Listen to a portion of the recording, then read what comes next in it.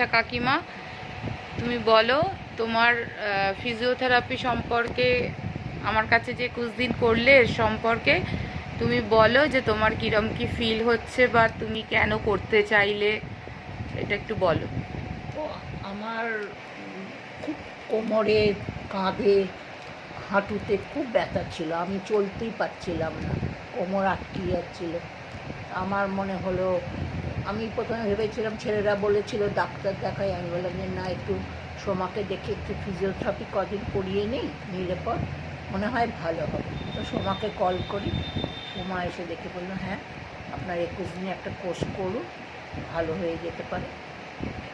তারপর সোমা আমাকে 21 দিন কোর্সটা করাতে আমি খুব ভালো ফিল করছি। 100-তে 80% আমার কমে গেছে। আমি নিজে যেমন হাঁটতে পারছিলাম না, পেছনে নার্ভে টান ধরছিল, সেখানে আমার এগুলো সব কমে গেছে।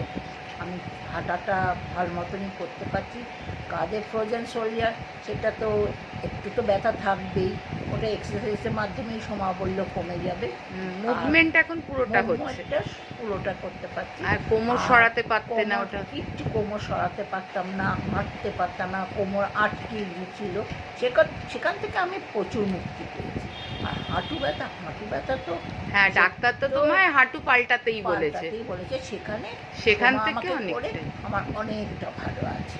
হ্যাঁ, এখন সেরকম একটা, আর তোমার তো সেই 2000 হবে না, না আমাকে নিয়েই চলতে হবে। হ্যাঁ, তার থেকে আমি যাতে প্রত্যেক দিনের চলাফেরাটা যাতে একটু হলেও ভালো করতে পারি, সেখানে সোমা আমাকে সেই জায়গায় পৌঁছে দিয়েছে।